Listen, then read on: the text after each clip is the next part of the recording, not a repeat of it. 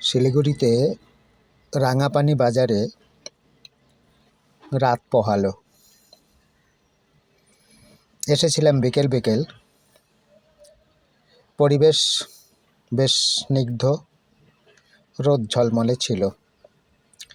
মনে হচ্ছিল সমতলের থেকে, মানে মালদা, দক্ষিণ দিনাজপুর, মুর্শিদাবাদ এগুলোর থেকে আবহাওয়া বোধহয় অনেকটাই ঠান্ডা হবে, কিন্তু তা নয়। বোঝা গেল তার বিপরীত। অনেকটাই ঠান্ডার অনুভব কম। কি জানি সেটা কি দেহের ভুল নাকি মনের ভুল, তা বুঝে উঠতে পারছিলাম না। যা হোক, যথাসময়ে সন্ধ্যা এবং তারপর রাত একটু সকাল সকালই চলে এলো। রাত 10টা পর্যন্ত তেমন কোনো ঠান্ডা অনুভব হয়নি। একটা জামা পরে ঘরের মধ্যে থাকা যাচ্ছে। ঘরের বাইরে গেলে একটা মোটা গেঞ্জি আর একটা জামাই যথেষ্ট। সেখানে হাওয়া, মানে ঠান্ডা হাওয়া খুব বেশি অত্যাচার করছে না, বরং মধ্যবঙ্গের চাইতে কমই বলা যেতে পারে।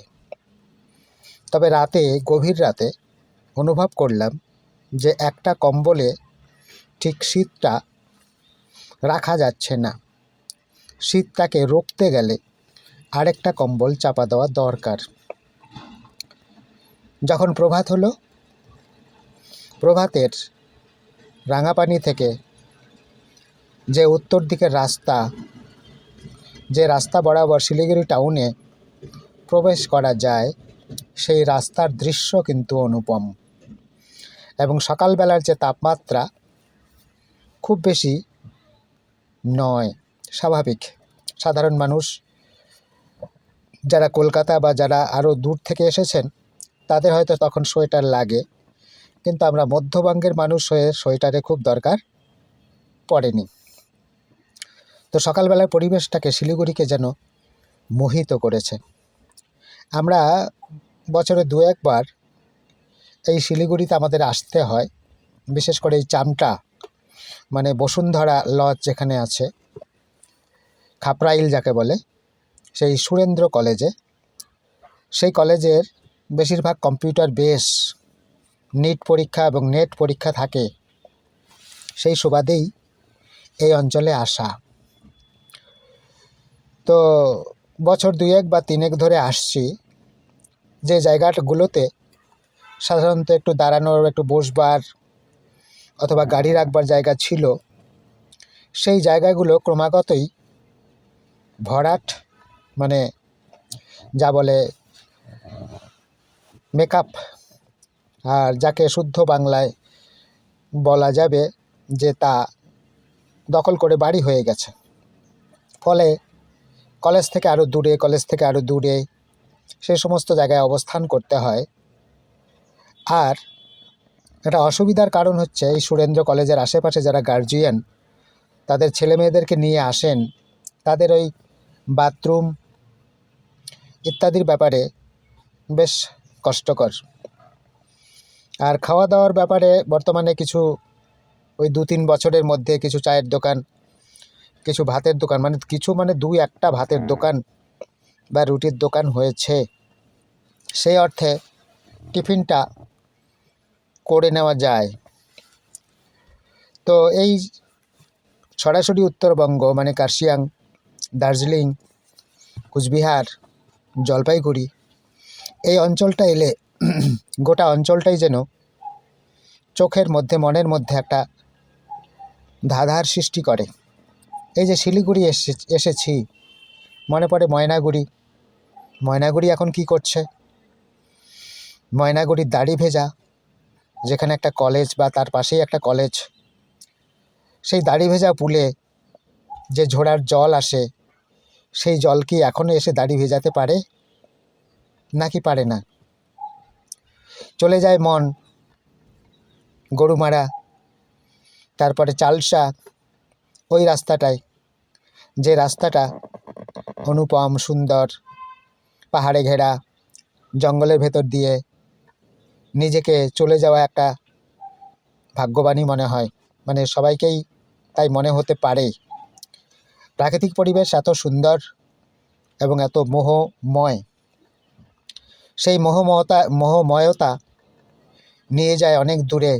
কুচবিহার, রাজবাড়ি, জলপাইগুড়ি এসসি কলেজ এবং রাজার বাড়ি, তার সঙ্গে আরও দিনবাজার।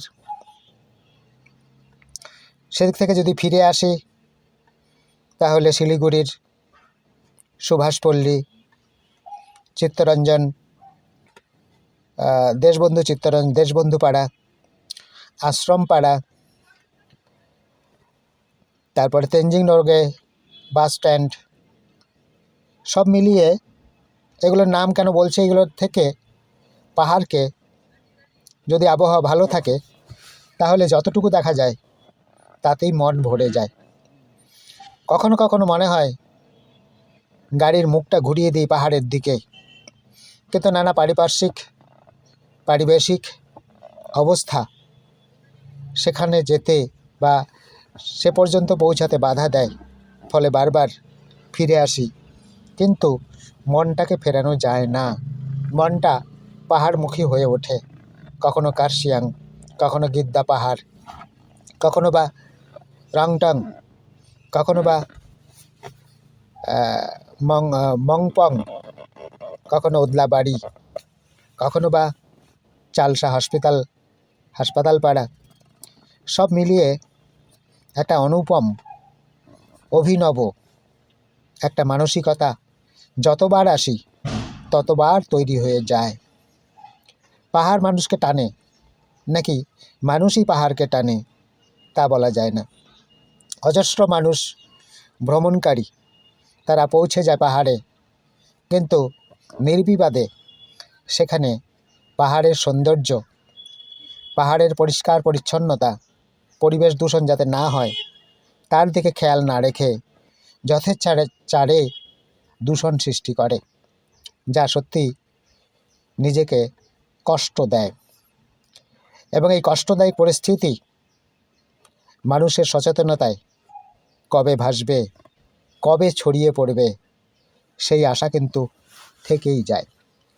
তবু যেন বারবার যতবার আসব ততবার মনে পড়বে ময়নাগুড়ি, শিলিগুড়ি, আমগুড়ি, বাতাবাড়ি, চালসা, নাগড়াকাটা, বানারহাট, নাথুয়াহাট হয়ে সুদূর বনাঞ্চল, সব দিকে মনের স্বাভাবিক যে ধারণা, মনস্তাত্ত্বিক বিশ্লেষণ নয়, মনের একটা উন্মন ভাব, তাই প্রকাশ করলাম, সকলের দৃষ্টি আকর্ষণ করলাম। আমরা মধ্যবঙ্গে যারা থাকি, যারা উত্তর দিনাজপুরের মানে রায়গঞ্জে, যারা বালুরঘাটে, যারা গঙ্গারামপুরে, যারা মালদায়, যারা মুর্শিদাবাদ, সেই অঞ্চলের পরিবেশ নিশ্চয়ই ভালো। সেখানেও হয়তো পাহাড়ের মানুষগুলো গিয়ে আনন্দ পায় কিনা বা তারা নতুন অনুভূতি জাগ্রত করে কিনা, যেমন সেখানের ঐতিহাসিক প্রসিদ্ধ স্থান আদিনা মসজিদ, কাটরা মসজিদ, অনেক মন্দির, বানগড়, জগজীবনপুরের তুলাভিটা, এরকম প্রসিদ্ধ স্থানগুলো রয়েছে। একসময় রাজা বাদশাহরা রাজত্ব করতেন, তাদের রাজত্ব ছিল এবং তাদের স্মৃতিসৌধ এখনও পড়ে রয়েছে। যাই হোক, মধ্যবঙ্গ উত্তরবঙ্গ বলে কিছু নেই। মানুষ সাধারণ জায়গা থেকে সাধারণ একটা ভাটফুল দেখে অনুপ্রাণিত হতে পারে, তার মনে জাগ্রত হতে পারে নতুন একটা দৃশ্য, চিত্রকল্প, কবিতা, এমনকি উপন্যাসও। তা জাগ্রত হোক, সকলের মনের বিকাশ ঘটুক, এই আশা রেখে আমি এখানেই শেষ করছি। সকলকে শুভ সকাল।